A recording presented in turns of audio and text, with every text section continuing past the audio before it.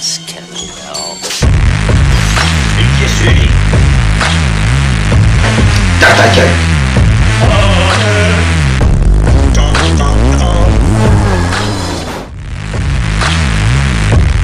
Bonjour à tous, chers amis de l'angoisse. Quel plaisir de vous retrouver après avoir été ramené de force des vacances par une famille de merde. Je suis un ange. Bref, pas le moment de se lamenter sur mon sort. Quelques films encore à vous présenter et un beau petit cadeau de notre cher Raph Blu-ray. Voilà, donc je vais l'ouvrir, enfin je l'ai entrouvert parce que sinon j'y passerai encore des heures. Hop là, donc dans un petit message super sympa avec un beau petit bonhomme que je vais vous lire. Coucou Valou, j'espère que tu vas bien. Et le pied, c'est le pied. Non, le pied, c'est pas le pied, ça s'empire. Bien, voici les DVD que tu souhaitais. Dans mon cache, il y avait Creepshow 2. Je sais pas si tu l'as. Non, je l'ai pas. S'il y a encore, je suis preneur. A bientôt et merci encore pour ton colis, Ralph le King. Donc, nous avons... Oui! Nous avons... Vampire! Vous avez dit vampire? On est attaqué par des vampires, Goldie, on est mal barré! Ouais, faut que tu fasses quelque chose. On a attaqué là, c'est la merde. Soldats, go! Eh ben, allez les chasser vous-même. Donc, avec Chris Sarandon, Roddy McDowall et Amanda Burns, je vous présente un film, j'ai oublié d'enlever tout la colle, c'est Vampire, vous avez dit Vampire, qui est sublime. Je suis très content de l'avoir, c'est pas un film évident à trouver. En plus, il est tout nickel, c'est des petits dépliants, enfin tout, c'est merveilleux. Donc je n'ai encore jamais vu, mais j'ai hâte de découvrir ce classique. Qu'est-ce qui a des dents longues, vit la nuit et se repose dans un cercueil? Un macabé. Non, c'est pas ça. Le nouveau voisin, bien sûr. Oh, j'aurais dû trouver. Sinistre découverte, surtout quand Charles Bristain se heurte à l'incrédulité de son entourage, loin de pouvoir imaginer qu'un aussi joli garçon puisse préférer les nuits sanguines aux nuits câlines. C'est pareil pour moi, hein, quand t'as pas de câlin, t'as de l'hémoglobine. Quelques disparitions plus tard, armé de son seul courage, d'eau bénite et d'un présentateur télé au chômage, ça c'est le super combo pour gagner, Charlie décide de passer à l'action et de vaincre le vampire. Ma foi, ça m'a l'air très intéressant, hâte de voir ce que ça donne. N'hésitez pas à mettre en commentaire, comme d'habitude, si vous avez vu les films, qu'est-ce que vous en avez pensé, likez, partagez, ça fait toujours plaisir. Voici un petit film qui me tient à cœur, avec Henry Thomas, Patrick Fugit, Nicky Hicox et Isaiah Washington, des acteurs que vous connaissez forcément. Non, je rigole, moi j'en connaissais aucun avant ce film. Je vous présente le film Dead Birds. Franchement, vous allez me faire avoir une attaque un jour. Vous voulez critiquer le film Dead Birds? Bah allez-y, de toute façon, vous avez la priorité au grand maître des enfers.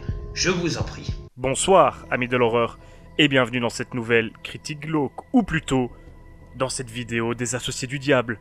Je suis Az l'épouvantail, et ce très cher Goldie m'a demandé mon aide, afin de lui apporter un petit peu de mon savoir horrifique. Et ce, en ce qui concerne deux films qu'il aurait récemment trouvés, et qu'il aurait ajouté à son impressionnante collection. Le premier film, c'est selon moi du menu fretin. Il s'agit de Dead Birds, sorti en 2004, un film américain réalisé par Alex Turner. Ce nom ne vous dit probablement rien, et c'est normal. Ce film est décevant, tout simplement parce qu'il proposait un postulat de départ vraiment alléchant, mélangeant allègrement les codes du western et celui du cinéma d'horreur. Puisqu'il nous raconte l'histoire d'une bande de braqueurs de banque qui, une fois leur butin récupéré après avoir massacré des dizaines d'employés de la banque et de la sécurité du village, se réfugient dans une maison abandonnée, où ils ne seront malheureusement pour eux pas seuls. Un scénario plutôt intéressant au départ, comme je le disais précédemment, mais qui sera vite gâché par des effets spéciaux manqués, des acteurs qui... comment dire... jouent... oui... mon précieux... l'écran. Alors l'un dans l'autre, c'est parfois peut-être mieux, Mais ici, le début du film est plutôt lent et chiant. Le film a aussi très souvent le cul entre deux chaises, dans le sens où il nous fait croire que ses personnages principaux sont tout d'abord des méchants vraiment sanguinaires et impitoyables. Ils tuent n'importe qui sans ressentir la moindre once de culpabilité ou de pitié. Très bien, je veux bien accepter ces personnages-là, mais c'est pas pour que le film, une demi-heure plus tard, essaie de nous faire passer ces mêmes personnages pour des héros pour lesquels on aurait un quelconque sentiment d'empathie. Ce n'est pas le cas. Donc il faut choisir, soit on met en scène des méchants badass et on a envie de voir leur affrontement avec les monstres en l'occurrence, soit on nous met en scène des gentils avec de bonnes valeurs qu'on a envie de suivre et qu'on veut voir vivre tout simplement. Ou alors on nous fait un mélange des deux, mais il faut que ça reste cohérent, que ce soit bien fait. Ce qui n'est pas le cas ici, la cassure est trop brutale. Pas grand chose d'autre à dire sur ce film qui n'a pas vraiment retenu mon attention. Tout ce que je peux dire, c'est que j'étais très hypé par ce scénario et je suis resté sur ma faim malheureusement. J'espère qu'il te plaira quand même, Goldie. Pour ma part, si je devais donner mon avis, je dirais que Dead Birds est une bonne petite révélation pour un film qui en soi est plus une série B et que certains considèrent même comme une série Z. Je trouve que c'est injuste. Ça peut être pas beaucoup de moyens comme film, mais ça nous permet d'avoir un twist final très sympathique pour ma part, et aussi une époque très sympa. C'est vrai que la guerre de sécession, c'est pas l'époque la plus exploitée dans les films fantastiques, et là je trouve qu'elle était bien utilisée. Des monstres super sympas, très bien faits je trouve, et une ambiance très noire. Même si le gros défaut, c'est un moment sous silence, enfin très long, passé en plein milieu de l'intrigue, la fin et le début sont très bons. Donc du coup, restez jusqu'à la fin de ce film et vous profiterez à fond de Dead Birds.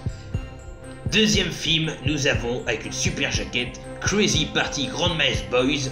Alors je me demande si c'est pas Chris qui l'avait présenté. En tout cas, cette jaquette que Maman Goldie a trouvée était juste sublime.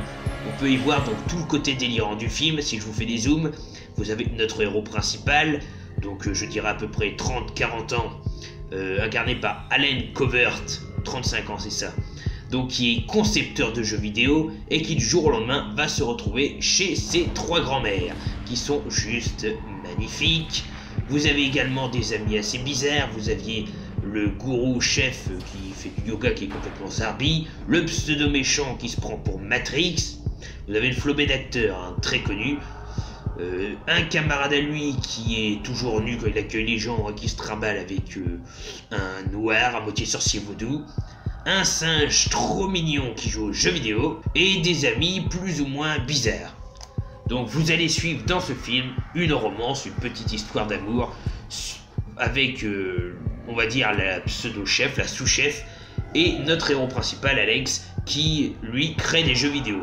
Un jour, il va créer un jeu vidéo chez lui qui va très bien marcher, il va se faire voler l'idée, et en fait c'est un gros délire de lui avec ses grands-mères qui sont bien portées sur le jeu vidéo, son univers qui est complètement chelou. C'est vraiment une petite comédie très sympathique que je vous conseille de voir, bien démentielle comme on les aime.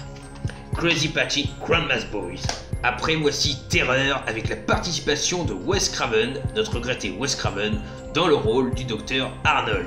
Ce film, je l'ai beaucoup plu malgré que la qualité est médiocre, on va pas se le cacher, c'est à chier d'une force biblique, amphérique, tout ce que vous voulez.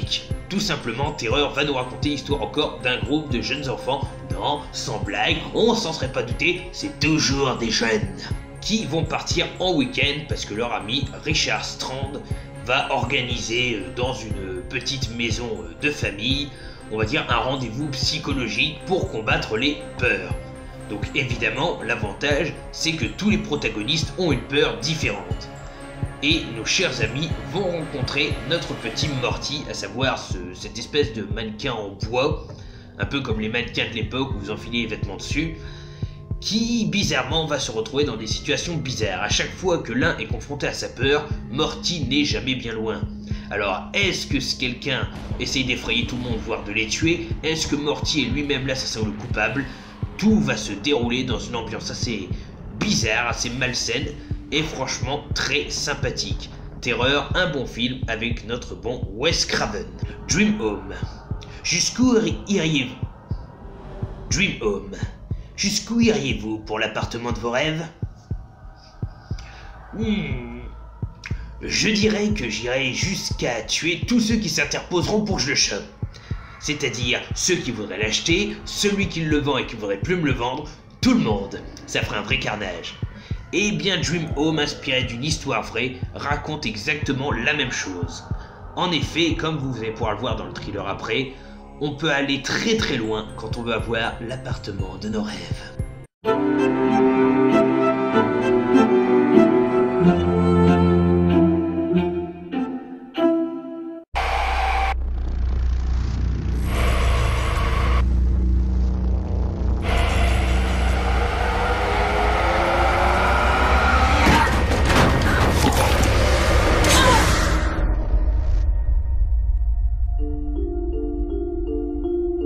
買樓嗰啲嘢隨時都得啦，係嘛？唔係啊，嗰啲錢我儲咗好耐㗎啦，嗰層樓我就嚟買㗎啦。就算你阿爸冇病都好，係唔應該而家買樓。收嘢啦，媽。得唔得？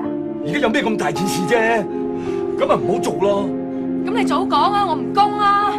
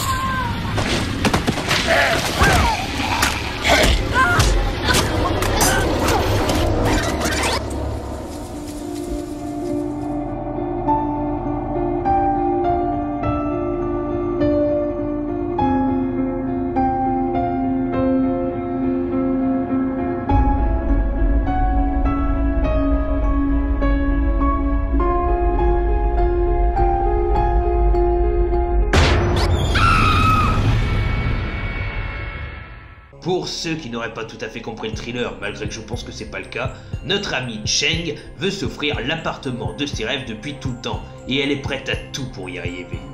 Elle nous fait des morts horribles, quitte à tuer des gens assez importants, je ne dirais pas qui, je ne dirais pas quoi, et elle est prête à choper tout l'argent possible pour que son rêve devienne réalité. Est-ce que ça va bien finir? Est-ce que ça va mal finir? Vous le saurez en regardant le sympathique Dream Home. Continuons les achats, mes chers amis, avec un beau carton en relief pour le film La cabane dans les bois. Savez-vous ce qu'il y a dans la cabane au fond des bois? Attends Goldie, je peux tout expliquer pour la cabane au fond des bois. Je t'assure, il était majeur, c'était marqué sur la fausse carte d'identité que je lui avais au préalable confectionnée. J'aurais mieux fait de jamais poser la question. Donc, la cabane dans les bois, mettant en avant un groupe de 5 survivants, dont notre beau Chris Hemsworth. Ah, il est trop magnifique, Thor, je veux sa dédicace. Petit clin d'œil pour toi, mon Budakai, je sais que tu l'adores, hein, t'inquiète pas, c'est pas méchant. Un film qui a été produit par, je ne sais plus qui, attendez. Josh Whedon, donc le réalisateur d'Avengers, et qui a été réalisé par Drew Gulak, il me semble, qui est le scénariste, si je dis pas bêtise, de Cloverfield. Donc dans ce petit film fort sympathique, que je devais critiquer avec le maître des enfers, mais bon, vu que cet ange n'est pas là, du moins à ce que je vois, je l'emmerde et je vais le faire moi-même.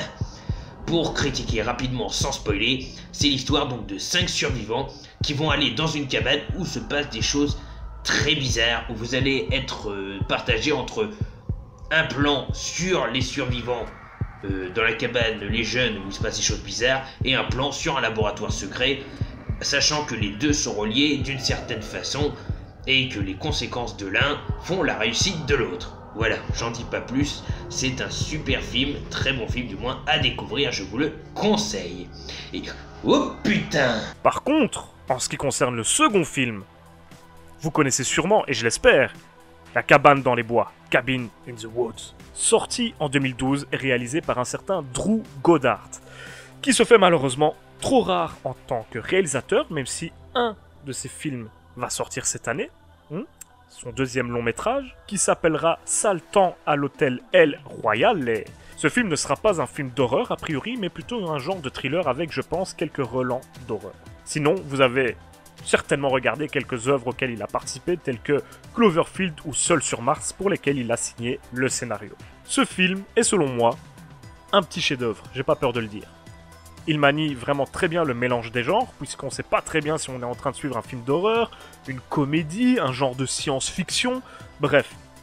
Selon le moment du film sur lequel vous tomberez en zappant au hasard, vous tomberez sur un genre potentiellement très différent des minutes précédentes ou de celles qui suivent. En tout cas, c'est un putain d'hommage au cinéma d'horreur, avec des clins d'œil faits à tout un tas de licences, même si je ne vais pas spoiler dans quel contexte ça se fait, regardez-le, sérieusement. Parmi les nombreux clins d'œil que le film propose, vous retrouverez très certainement Evil Dead, pour commencer, avec un petit arrière-goût aussi de Massacre à la tronçonneuse, mais également des clins d'œil à des licences telles que Hellraiser, Ring, ou tout un tas de films de zombies ou de monstres en tout genre. Mais n'hésitez pas à essayer de toutes les retrouver lors de votre visionnage, ça peut être un jeu à boire assez intéressant. À part ça, au niveau technique, le film est vraiment irréprochable, avec une très belle photographie, des musiques qui fonctionnent bien, avec des acteurs qui jouent bien, ce qui va vous changer de Dead Birds, je vous le dis tout de suite. Un final qui, selon le point de vue, peut être un peu décevant, mais pour moi, était plutôt jouissif. En tout cas, Cabin in the Woods, pour moi, un sans faute, même si certains critiques l'ont détesté. Mais la plupart de ces critiques, bizarrement, détestaient le cinéma d'horreur. Avec mes potos, les associés du diable, on va peut-être se concerter pour aller les voir, un de ces quatre, chez eux, ceux-là seuls. Leur montrer ce que c'est qu'un vrai film d'horreur. En tout cas, voilà, c'est la fin de mon apparition sur la chaîne des associés du diable. Ça m'a fait plaisir de vous voir. Merci à Goldie pour l'invitation. D'ailleurs, pour mon paiement, il me semble qu'on avait dit que tu me refilerais le numéro de Saint-Capotin. J'attends. C'est mon préféré. Salut à tous, et n'oubliez pas, si vous avez peur, c'est que vous êtes toujours en vie. A plus. C'est la fin de la vidéo, je remercie encore le maître des enfers, merci à toi d'être passé, je vous mettrai le lien, allez vous abonner à sa chaîne, c'est un super ami et surtout un excellent critique et autres sur le cinéma, car il ne fait pas que ça, il vous apprend énormément de choses et il le fait toujours avec un montage parfait et une passion dévorante. Allez, tchuss! Crevez tous.